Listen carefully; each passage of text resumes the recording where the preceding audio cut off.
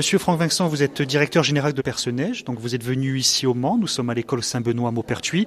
À côté de vous, un gros chèque, un chèque symbolique de 45 000 € et des poussières, encore qu'à ce niveau-là, il n'y a pas de petites œuvres, donc il n'y a pas de poussière.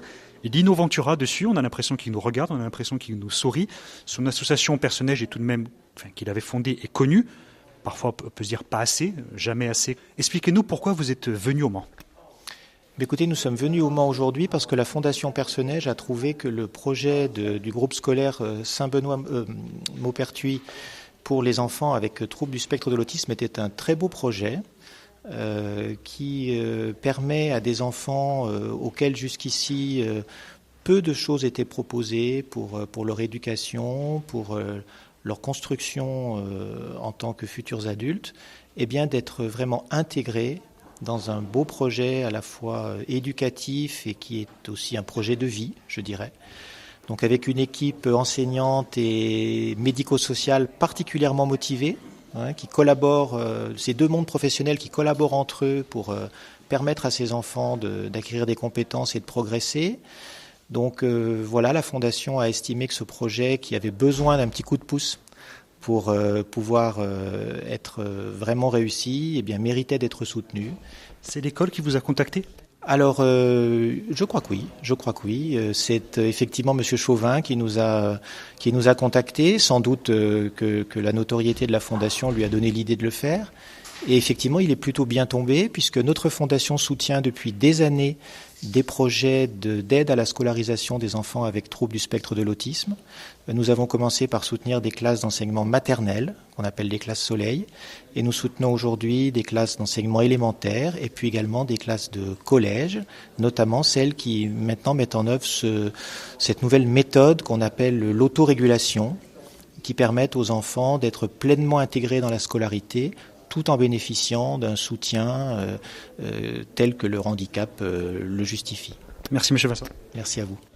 Jean-François Chauvin, donc l'association Perce-Neige est là aujourd'hui au Mans pour faire un don, voir où on en est du dispositif mis en place. On sait que ce sont des thématiques qui vous tiennent à cœur, vous êtes déjà passé sur RCFSAT pour ça. Parlez-nous vraiment de l'importance de cette journée et de ce dispositif. Alors, donc, aujourd'hui, on accueille la Fondation Perce-Neige avec la présence de monsieur Franck Vincent, qui est le directeur général de la Fondation et qui vient nous remettre un chèque de 45 000 € qui va permettre de financer la totalité de l'installation du dispositif d'autorégulation à l'école et qui va nous permettre d'accueillir des enfants dès la classe du CP. Et on pourra à terme accueillir des enfants porteurs d'un trouble du spectre autistique du CP à la classe de 3e. Ce dispositif, il y a déjà donc des essais qui sont déjà mis en place ici à l'école Saint-Benoît-Maupertuis du Mans ? Alors ça fait déjà 2 ans qu'on fonctionne au collège avec de très belles réussites et donc on a décidé de l'étendre avec le concours de l'ARPEP, l'association qui nous aide du service médico-social à l'école. Ça se traduit comment concrètement ce dispositif ? C'est l'élève qui a des troubles autistiques par exemple ou un handicap mental qu'il est porteur de handicap, sortir à tout le monde de la classe, le personnel est formé, tout le monde est formé ? Voilà, tous les personnels sont formés et en fait les élèves sont inclus à 100% du temps en fonction de leurs possibilités dans des classes.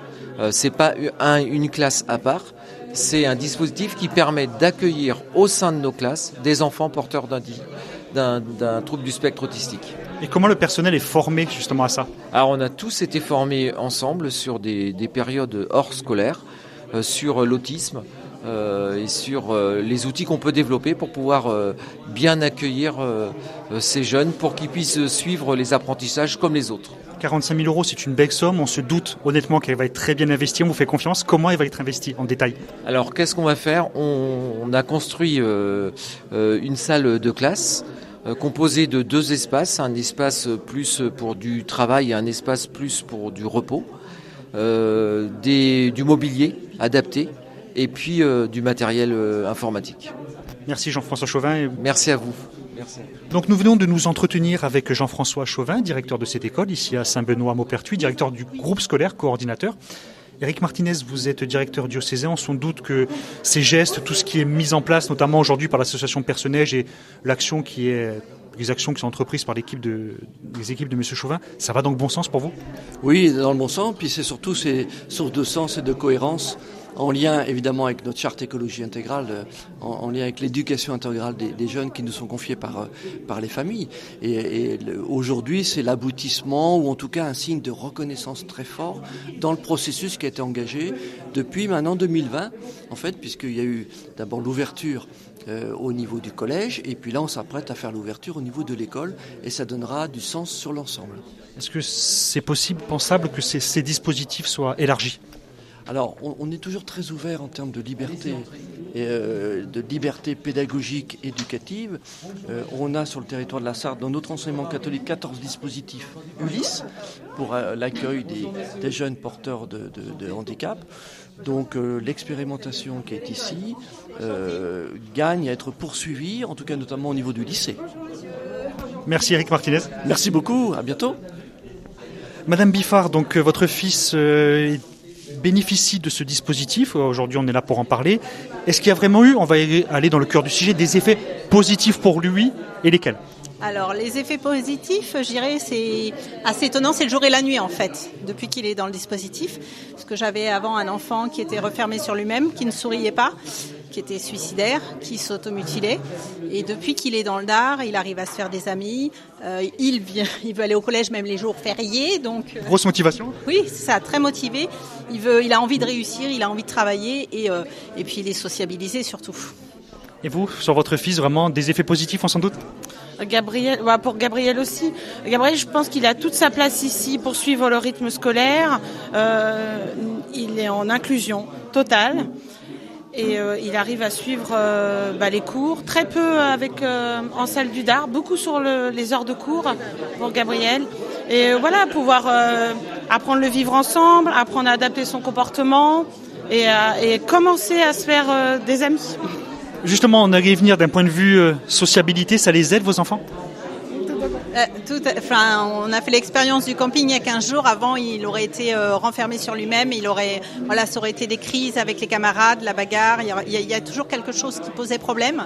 Aujourd'hui, il se fait des amis beaucoup plus facilement. Donc l'arrivée aujourd'hui ici de Franck Vincent de la Fondation Personneige, sans doute que ça vous donne encore plus d'espoir? Ah, tout à fait, parce qu'on voit qu'en fait, il y a vraiment un réel soutien qui est donné au DAR. Et aujourd'hui, nous, si on n'avait pas ça, moi, je revis depuis que mon fils est dans le dispositif d'autorégulation. Clairement, j'ai vu mon enfant sourire pour la première fois depuis qu'il est tout petit, vraiment. Et je remercie énormément la Fondation de venir aujourd'hui apporter son soutien au dispositif au sein du collège. Merci pour ce beau témoignage. Donc votre fils fait partie et bénéficiaire de ce dispositif d'autorégulation, ce DAR. Qu'est-ce que ça vous apporte le fait que Personneige vienne aujourd'hui ici, dans cet établissement à Saint-Benoît, pour voir l'école, voir où on en est et, soyons pragmatiques, faire un chèque? Ah oui, alors Personneige avait contribué à la mise en place du DAR collège il y a un peu plus de 2 ans maintenant. Et Personneige revient aujourd'hui pour remettre un chèque très important, puisque c'est ce chèque qui va permettre le lancement à partir de l'automne du dispositif d'autorégulation pour les écoles, pour les petites écoles, pour le primaire.